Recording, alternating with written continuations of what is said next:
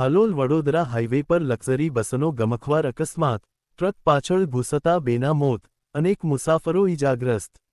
વડોદરા જિલ્લાના Jarod police station હદમાં આવતા હાલોલ વડોદરા ધોરીમાર્ગ પર આજે વહેલી સવારે એક ગંભીર માર્ગ અકસ્માત સર્જાતા સમગ્ર વિસ્તારમાં ચકચાર મચી ગઈ છે। પ્રાપ્ત વિગતો મુજબ રાજસ્થાનથી સુરત તરફ જઈ રહેલી એક લક્ઝરી બસ મછલીપુરા ગામના પાટિયા નજીક આગળ જઈ રહેલા ટ્રકની પાછળ ધડાકાભેર ઘૂસી ગઈ હતી। અકસ્માત એટલો ભયંકર હતો કે બસનો આગળનો ભાગ સંપૂર્ણપણે ક્ષતિગ્રસ્ત થઈ ગયો હતો અને બસમાં બેઠેલા મુસાફરોમાં ભારે અફરાતફરી મચી ગઈ હતી। અકસ્માતનો જોરદાર અવાજ સાંભળીને આસપાસના ગામોના લોકો તાત્કાલિક ઘટનાસ્થળે દોડી આવ્યા હતા અને પ્રાથમિક બચાવ કામગીરી હાથ ધરી હતી। ઘટનાની જાણ થતાં જ જરોદ પોલીસ સ્ટેશનના પી.આઈ. જાડેજા સાહેબ સહિતનો પોલીસ કાફલો સ્થળ પર પહોંચી ગયો હતો। અકસ્માતની ગંભીરતા જોતા તાત્કાલિક એન.ડી.આર.એફ. ની ટીમને પણ સ્થળ પર બોલાવવામાં આવી હતી। બચાવ કામગીરી દરમિયાન બસમાં ફસાયેલા મુસાફરોને બહાર કાઢવા માટે એન.ડી.આર.એફના જવાનોએ ભારે જહેમત ઉઠાવી હતી।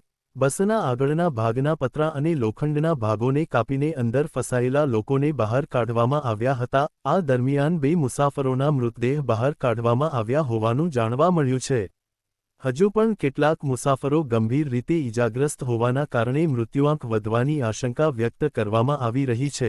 અકસ્માતમાં ઘાયલ થયેલા મુસાફરોને તાત્કાલિક સારવાર માટે જરોદ રેફરલ હોસ્પિટલ ખાતે ખસેડવામાં આવી રહ્યા છે।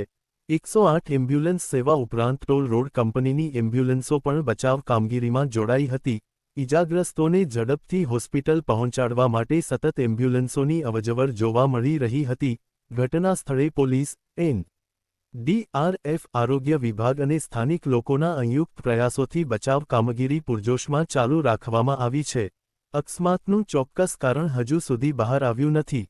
જોકે પ્રાથમિક અનુમાન મુજબ બસ ચાલકે વાહન પરનો કાબૂ ગુમાવતા અથવા પૂરતું અંતર ન રાખતા ટ્રકની પાછળ ઘૂસી જતા અકસ્માત સર્જાયો હોવાનું માનવામાં આવી રહ્યું છે।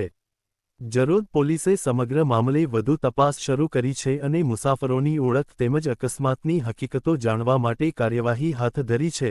ઘટનાને પગલે હાઈવે પર ટ્રાફિક જામની સ્થિતિ સર્જાઈ હતી, જેને પોલીસ દ્વારા નિયંત્રિત કરવામાં આવ્યો હતો। સમગ્ર વિસ્તારમાં શોકનો માહોલ છવાઈ ગયો છે। આ સાથે આજની બધી મહત્વપૂર્ણ ખબરો પૂર્ણ થાય છે। તમે જોઈ રહ્યા હતા બરોડા આજતક લાઈવ, વિશ્વાસપાત્ર સમાચારનો વિશ્વસનીય સ્ત્રોત। હું છું રવિન્દ્ર। આપ સૌનો દિલથી આભાર। વડોદરા અને આસપાસની દરેક મહત્વપૂર્ણ અપડેટ માટે જોડાયેલા રહો અમારી સાથે। ફરી મળીએ નવી ખબર સાથે।